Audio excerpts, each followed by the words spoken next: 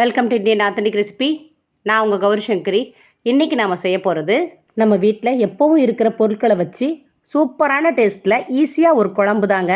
Free டைமில் நீங்கள் இந்த குழம்பை செஞ்சு வச்சுக்கிட்டிங்கன்னா ஒரு வாரம் வரைக்கும் சாப்பிட்டுக்கலாம். எல்லார் வீட்லேயும் இருக்கிற பொருள் அது தாங்க கருவேப்பிலை.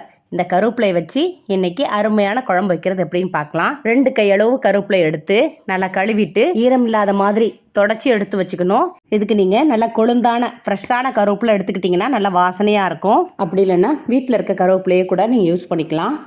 1 ஸ்பூன் கடுகு, 1 ஸ்பூன் துவரம்பருப்பு, 1 ஸ்பூன் உளுந்து, 1/4 ஸ்பூன் வெந்தயம், 1 ஸ்பூன் பெருங்காயத்தூள், ஜீரகம் 1 ஸ்பூன், மிளகு 1/2 ஸ்பூன், மல்லி 2 ஸ்பூன், காய்ந்த மிளகாய் 10, சின்ன வெங்காயம் 50 கிராம் அளவு உரித்து எடுத்து வச்சுக்கணும். அதிகமான அளவு பூண்டு சேர்த்துக்கிட்டா நல்லாயிருக்கும். லெமன் சைஸ் புளி எடுத்து முழுகிற அளவு தண்ணீர் விட்டு ஊற வச்சுக்கணும். ஸ்டவ்வில் ஒரு பேன் வச்சுக்கணும். அதில் 1 ஸ்பூன் அளவு நல்லெண்ணெய் சேர்த்து அதில் கழுவி எடுத்து வச்சுருக்கிற கருவேப்பிலையை சேர்த்து மீடியம் ஃப்ளேமில் வச்சு 2 நிமிஷம் போல் வதக்கி எடுத்துக்கணும். லைட்டாக மொறுமொறுன்னு வதங்கினா போதும். இதை நம்ம அரைச்சிக்க போகிறோம். பேனில் 1 ஸ்பூன் அளவு ஆயில் விட்டுக்கணும். அளவுகளெல்லாம் இந்த ஸ்பூனில் தான் நான் சொல்லியிருக்கிறேன். இப்போது கடுகு சேர்த்துக்கலாம். அடுத்தது ஜீரகம், உளுந்து, வெந்தயம், மிளகு, துவரம்பருப்பு, மல்லி அதாவது தனியா, அதோட காம்பை நீக்கிட்டு காஞ்ச மிளகாவை சேர்த்து மீடியம் ஃப்ளேமில் வச்சு 2 நிமிஷம் போல் வறுத்து எடுத்துக்கணும். வறுபட்ட பிறகு ஸ்டவ் ஆஃப் பண்ணிவிட்டு எடுத்து வச்சுருக்க பெருங்காயத்தூள் சேர்த்து லைட்டாக மிக்ஸ் பண்ணி விட்டுட்டு பிளேட்டில் மாற்றிக்கிட்டு அது ஆறிய பிறகு மிக்சியில் சேர்த்து பவுடரை அரைச்சிக்கலாம். வறுத்து எடுத்து வச்சுருக்க கருவேப்பிலையை முதல்ல சேர்த்து 1 நிமிஷம் போல் கிரைண்ட் பண்ணிவிட்டு தேவையான அளவு தண்ணீர் சேர்த்து நல்லா நைஸ் பேஸ்ட்டாக அரைச்சி எடுத்துக்கலாம்.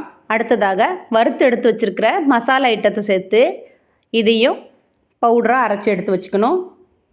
பேனில் அதிகளவு நல்லெண்ணெய் சேர்த்துக்கங்க. நல்லெண்ணெய் சேர்த்தா தான் டேஸ்ட் கிடைக்கும். கடுகு உளுந்து சேர்த்துக்கலாம். அது நல்லா பொரிஞ்ச பிறகு உரித்து எடுத்து வச்சுருக்க சின்ன வெங்காயத்தை சேர்த்துக்கலாம். சின்ன வெங்காயத்தை ஒரு 2 நிமிஷம் போல் நல்லா வதக்கி விட்டுக்கணும். சின்ன வெங்காயம் அதிகம் சேர்த்திங்கன்னா இன்னும் டேஸ்ட் அதிகமாக இருக்கும். அதே போல் தான் பூண்டு சேர்த்துருக்கோம். பூண்டும் நிறையா உரித்து சேர்த்துக்கங்க. இந்த குழம்புக்கு டேஸ்ட் கொடுக்குறது சின்ன வெங்காயம், பூண்டு, கருவேப்பிலை தான். வெங்காயமும் பூண்டும் நல்லா வதங்கி வரும்போது நல்ல ஒரு வாசனை கிடைக்குது. கொஞ்சம் கருவேப்பிலை சேர்த்து மிக்ஸ் பண்ணிக்கலாம். வெங்காயம்லாம் நல்லா வதங்கின பிறகு அரைச்சி எடுத்து வச்சுருக்க கருவேப்பிலை மிக்ஸை சேர்த்துக்கணும். இதை நல்லா வதக்கி விட்டுக்கணும். ஃப்ரீயாகவும் குறைவான விலையிலையும் கிடைக்கக்கூடிய இந்த கருவேப்பிலை இல்லாத சமையலே கிடையாதுன்னு சொல்லலாம். இது சத்தான பொருளும் கூட.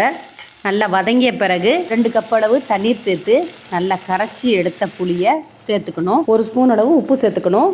நல்லா கொதித்து எண்ணெயெல்லாம் பிரிஞ்சு வரும்போது வறுத்து பவுட்ரு பண்ணி எடுத்து வச்சுருக்க இந்த மசாலா பொடியை சேர்த்துக்கலாம். இதுக்கு பதிலாக நீங்கள் 2 ஸ்பூன் அளவு சாம்பார் பொடி கூட சேர்த்துக்கலாம். ஆனால் அதை விட இப்படி அரைச்சி சேர்க்குற பொடி தான் டேஸ்ட்டாக இருக்கும். நல்லா மிக்ஸ் பண்ணி விட்டுக்கங்க. மீடியம் ஃப்ளேமில் வச்சு நல்லா எல்லாம் ஒன்று சேர கொதித்து வரணும். இதே ரெசிபி தான், இதே மெத்தடில் தான் வத்த குழம்பு, புளிக்குழம்பு, வெந்தய குழம்பு செய்யணும். இப்போ கொஞ்சம் காரம் கம்மியாக இருக்கிறதுனால 1 ஸ்பூன் அளவு மிளகாய்த்தூள் சேர்த்து நல்லா மிக்ஸ் பண்ணி விட்டுருக்கேன். ஒரு சின்ன பீஸ் வெல்லம் சேர்த்துக்கணும். இந்த இனிப்பு டேஸ்ட் எதுக்குன்னா உப்பு, காரம், புளிப்பு இதெல்லாம் பேலன்ஸ் பண்ணி கொடுக்கறதுக்காக தான். எல்லாம் நல்லா கொதித்து எண்ணெயெல்லாம் பிரிஞ்சு வர ஆரம்பிச்சிருச்சு. ஒரு கையளவு கருவேப்பிலை எடுத்து மேலே அப்படியே தூவி விட்டுக்கலாம்.